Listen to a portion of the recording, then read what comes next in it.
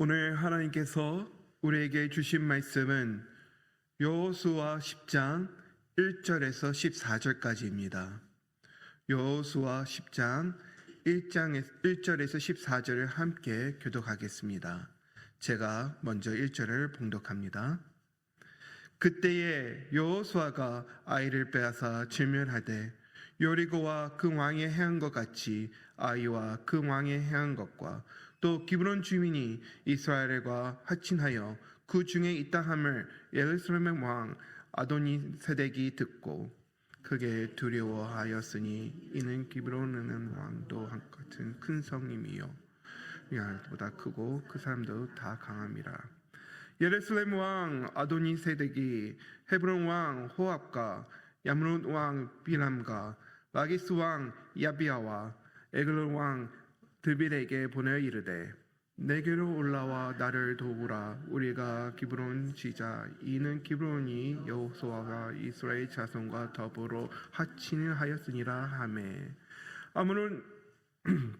아무리 조속의 다섯 왕들 곧 예루살렘 왕과 헤브론 왕과 야므롯 왕과 라기스 왕과 에글론 왕이 함께 모여 자기들의 모든 군대를 거느리고 올라와 기브론에 대진하고 싸우니라.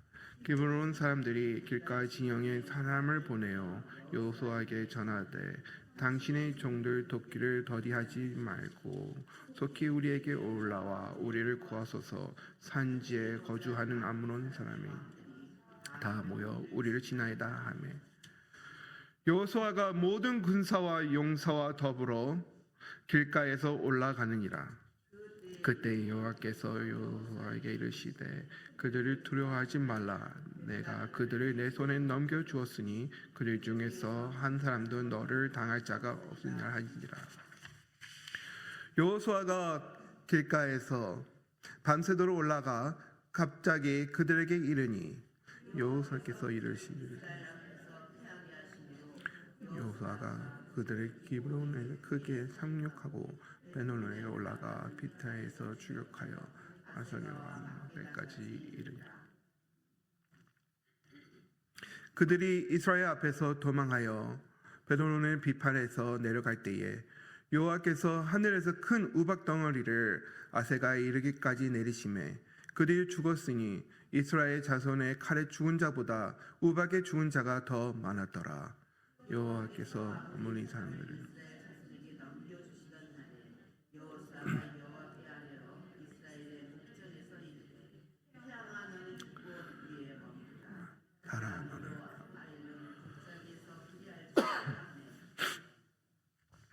태양이 머물고 달이 멈추기를 백성이 그 대적에게 원수를 갚기까지 하였느니라. 야살의 책에 태양이 중천에 머물러서 그의 종일토록 속히 내려가지 아니하였다고 기록되지 아니하였느냐. 여호와께서 사나이의 목소리를 들으신 것 같은 날은 전에도 없었고 후에도 없었나니 이는 여호와께서 이스라엘을 위하여 쌓였음이니라. 아멘.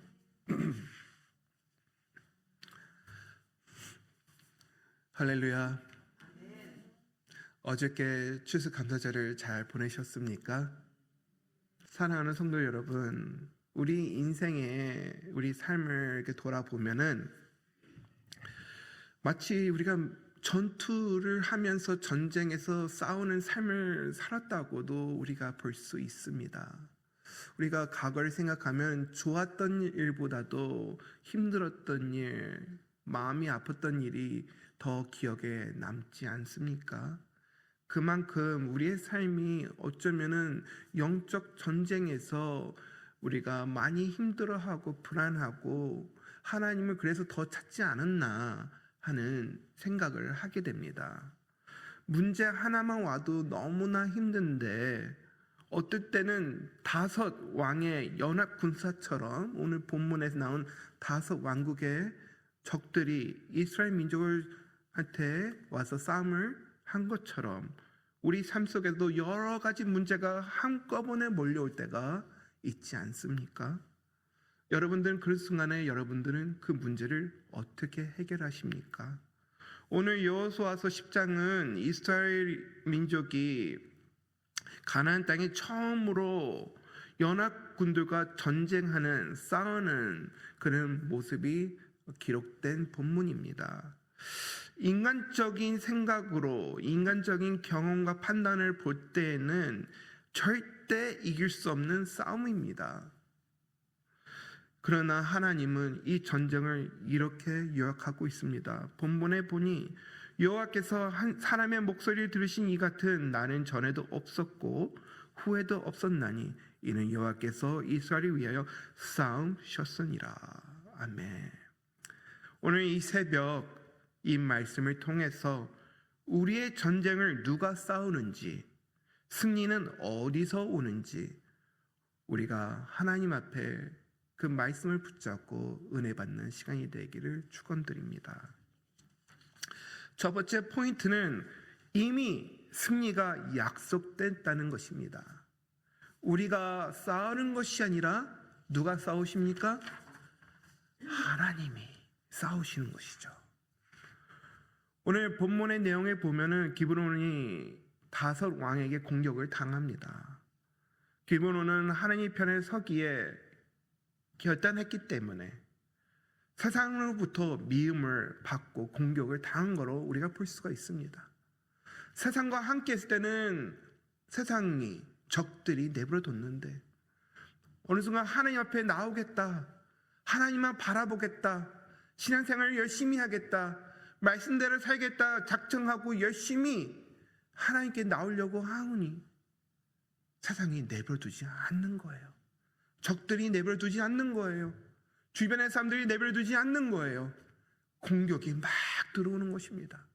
왜 그럴까요? 하나님이 믿는 것을 두려워하는 거예요. 하나님이 우리와 함께하는 것이 적들이 두려워하는 거예요.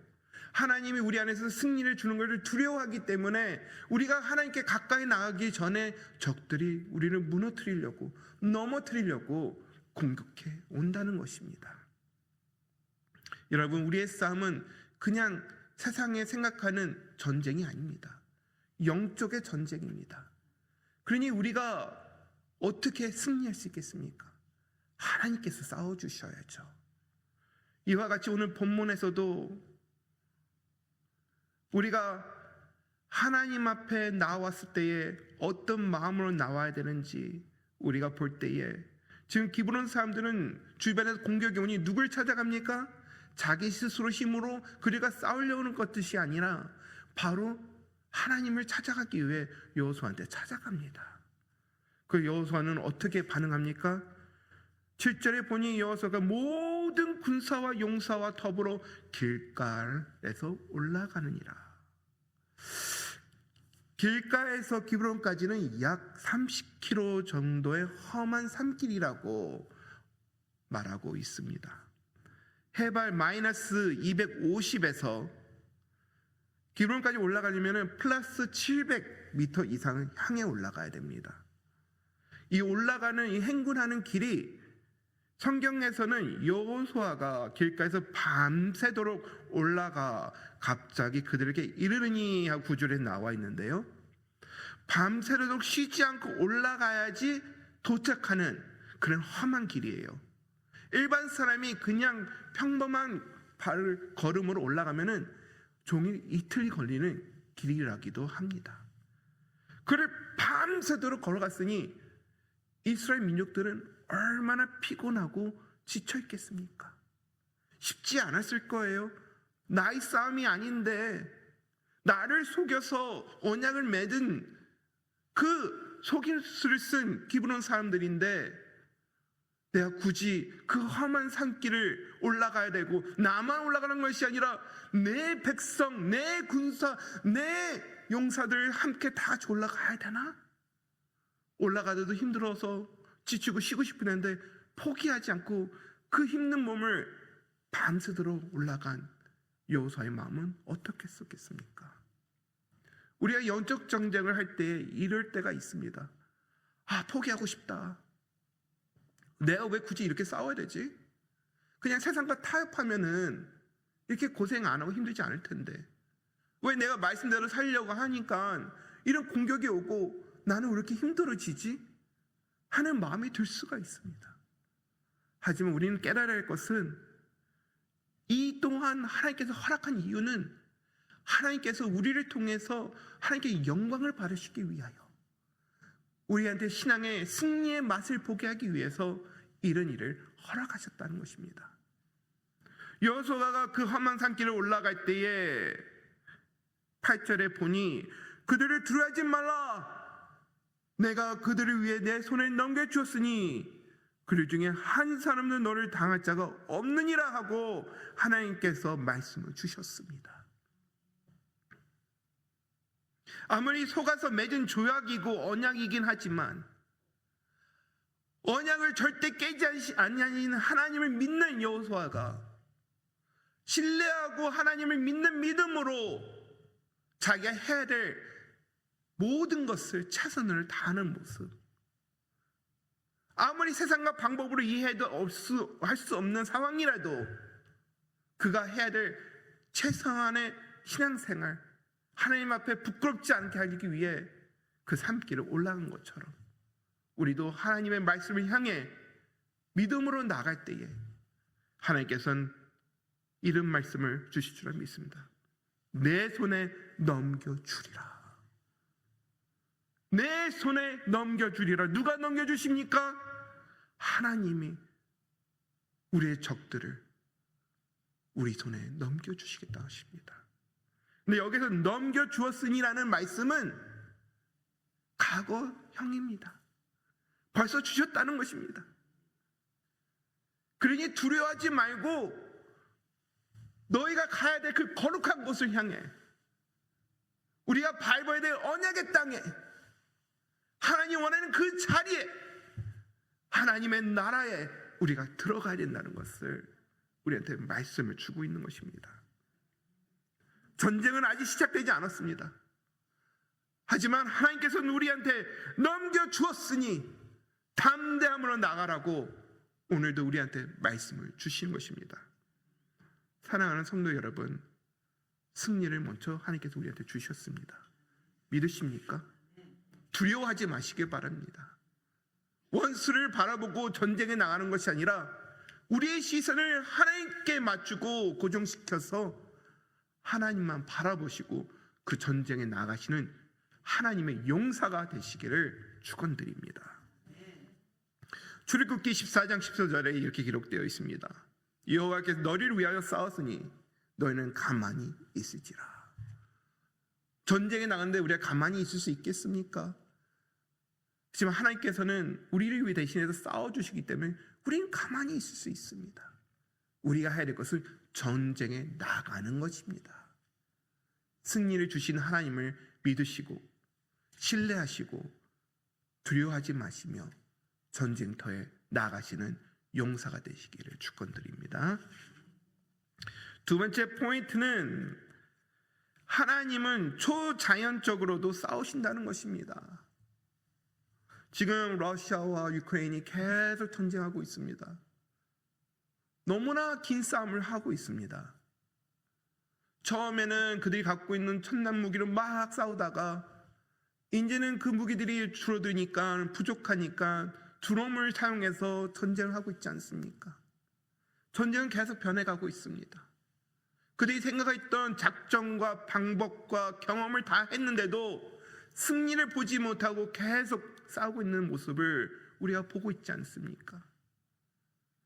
우리의 영적 전쟁이 그래야 되겠습니까?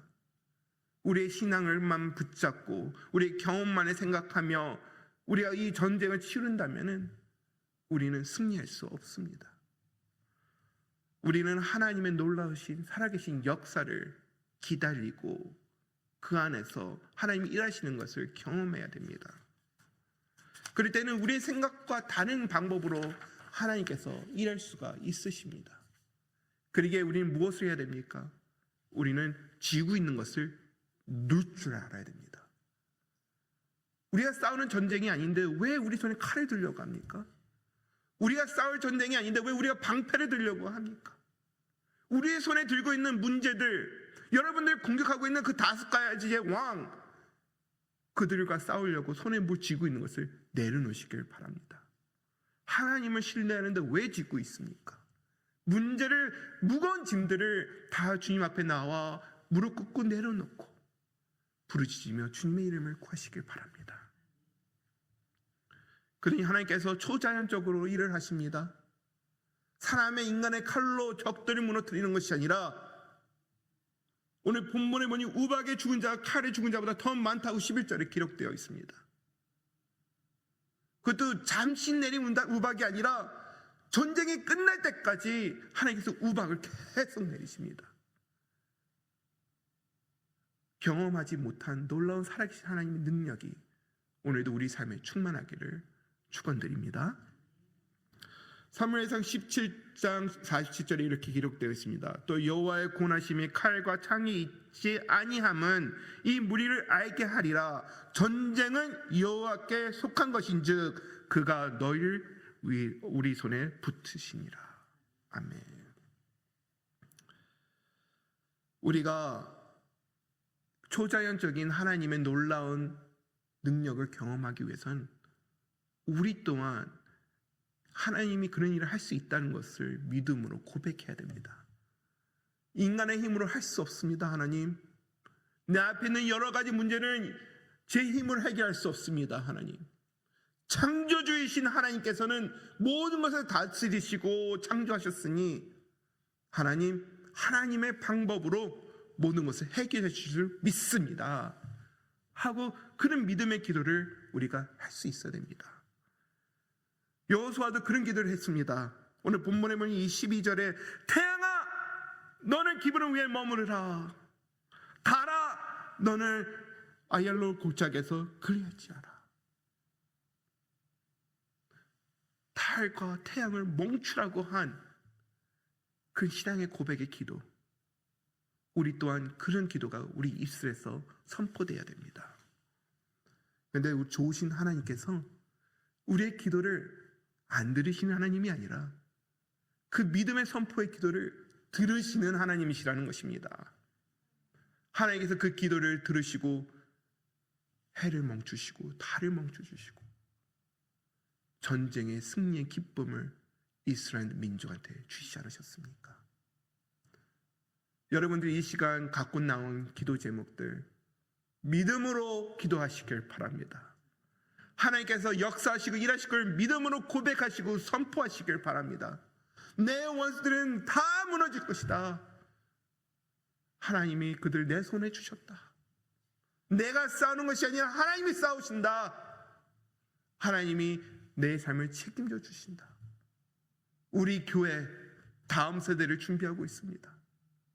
어쩌면은 이 뉴욕 땅만 아니라 이 미국의 이민교회 해보지도 못한 새로운 경험을 우리가 열어갈 수도 있습니다. 하나님께서는 그런 일을 하시기 위해 우리 교회를 부르셨습니다. 그러니 우리 입술에는 어떤 말과 기도가 나오겠습니까? 하나님 싫어요. 그냥 편안하고 안정되는 이민교회를 원합니다. 아니면 여러분들 입술에 하나님 이 뉴욕의 땅 영적의 정쟁터 하나님 우리를 보내주시고 우리 교회를 사용하여 주시옵소서. 하나님의 용사가 되겠습니다. 이전에는 경험하지 못했던 우리 한민 이민교회가 승리 깃발을 들고 나아가 하나님의 나라가 임하는 그런 놀라운 능력 경험하는 우리 교회가 되게 하여 주시옵소서. 우리가 앞장서서 나가겠습니다. 이런 믿음의 선포와 기도가 이 시간 우리 입술에 있어야 되지 않겠습니까? 우리의 기도로부터 시작됩니다. 하나님을 신뢰하시고 믿으시고 기도로서 선포하고 나가실 때에 하나님께서 우리 기도를 응답하시고 일하실 줄 믿습니다. 여러분 승리를 경험하시길 바랍니다. 승리는 하나님이 주시는 것입니다. 우리는 그 승리를 받을 준비가 되어 있습니다. 그러니 이 시간 우리가 멈추지 말고 앞에 일을 두려워하지 마시고 함께 승리의 자리로 한 발짝 한 발짝 나가기를 축원드립니다. 말씀을 정리하겠습니다. 성도 여러분, 혹시 여러분 삶에 힘들고 해결되지 못할 문제들이 있습니까? 답이 보이지 않으십니까? 가야 될 길이 보이지 않고 앞에 마치 안개가 가득 차 있는 것처럼 답답하고 힘든 여러분의 삶에 지쳐 계십니까? 여러분, 오늘도 하나님께서 우리한테 주신 말씀을 붙잡으시길 바랍니다. 하나님께서는 우리의 생각, 우리의 경험, 우리의 상식을 뛰어넘어서 역사하시는 위대하신 하나님이십니다. 그 하나님께서 오늘도 여러분과 함께 하시고 여러분을 통해서 승리를 이루시길 원하십니다.